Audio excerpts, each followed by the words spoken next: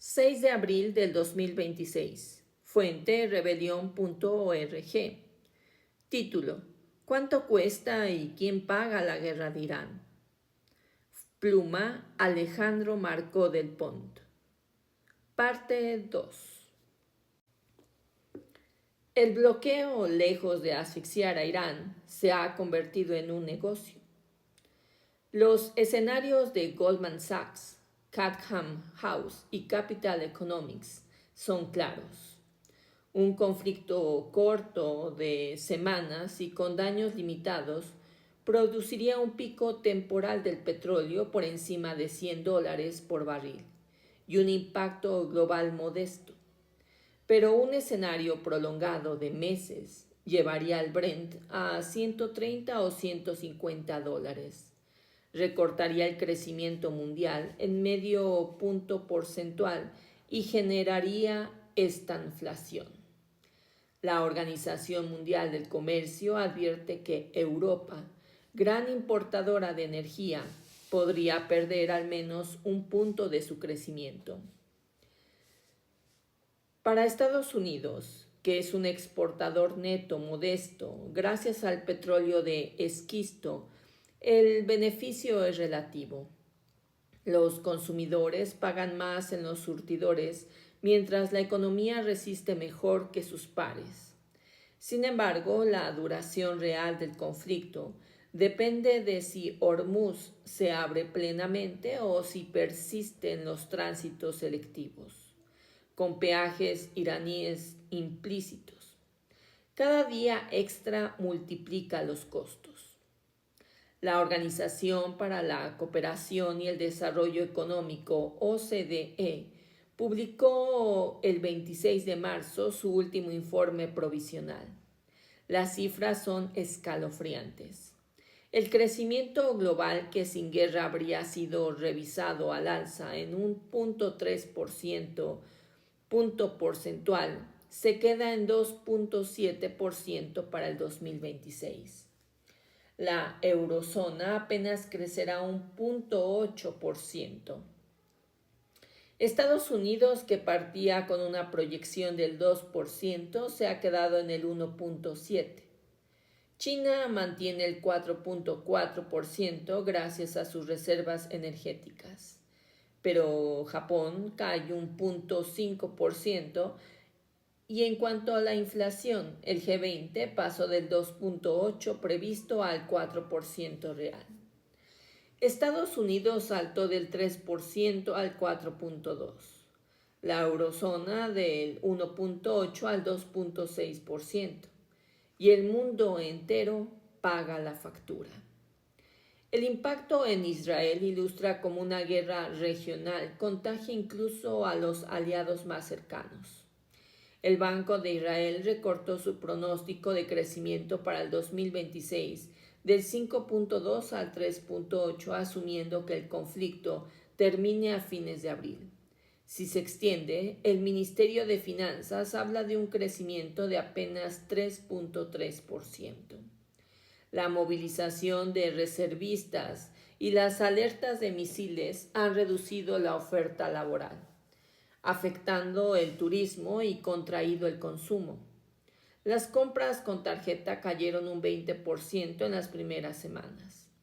La inflación anual se revisó al alza hasta el 2.2% para 2026, impulsada por los costosos energéticos globales, y el Banco Central mantuvo la tasa del interés del 4% con posibles recortes limitados. Los daños directos fueron contenidos por el no tan eficiente sistema Iron Dome, pero los costos operativos, cientos de ataques aéreos con miles de bombas, presionan las finanzas públicas. Israel resiste mejor que los países del Golfo, donde las caídas del PIB alcanzan el 14% en Qatar y Kuwait. Pero el gobernador del Banco de Israel advierte que una guerra prolongada causaría daños severos y podría generar una inflación alta con una contracción de doble dígito en escenarios extremos.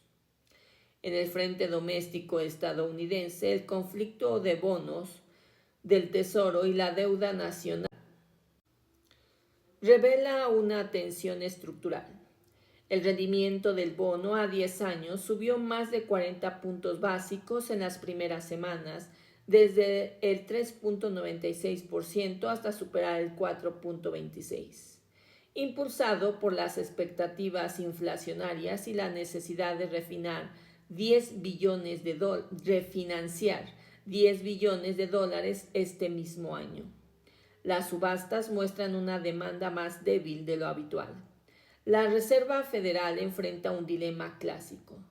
Sube las tasas para contener la inflación energética o las mantiene para no hundir una economía que ya muestra signos de fatiga.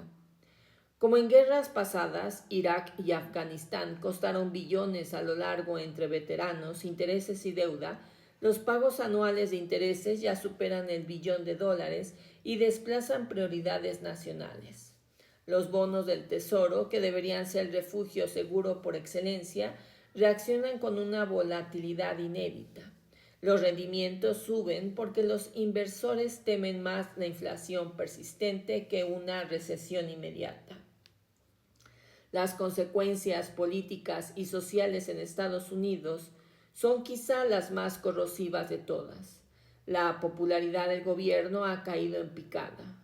Encuestas de Fox News, Pew y YouGov muestran que el 59% de los estadounidenses desaprueban el manejo general de Trump y el 61% rechaza específicamente su gestión de la guerra con Irán. El 28 de marzo, manifestaciones masivas bajo el lema No Kings recorrieron más de 3,000 ciudades.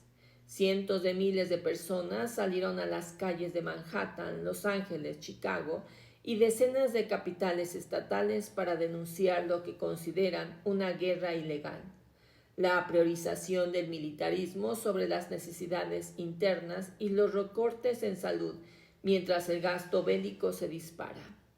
El sentimiento del consumidor, medido por la Universidad de Michigan, se ha derrumbado. Los estadounidenses ven la economía empeorando cada día que pasa y la gasolina es el símbolo visible de ese declive. El descontento une a los movimientos antiguerra con las críticas a la desigualdad. Las protestas mezclan el pacifismo con demandas de justicia social, como no se veía desde la era de Vietnam. Este malestar amenaza directamente las elecciones de mitad de mandato del noviembre del 26. Históricamente, el partido del presidente pierde escaños en la Cámara de Representaciones en 8 de cada 10 elecciones de medio término. Pero esta vez los demócratas han encontrado un mensaje que resuena, el de accesibilidad.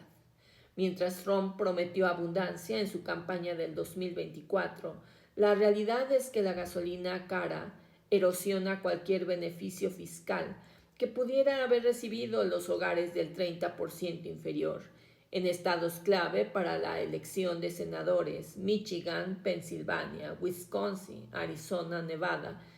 El shock energético golpea con más fuerza porque son economías con largas distancias y alta dependencia del automóvil. Parte 2.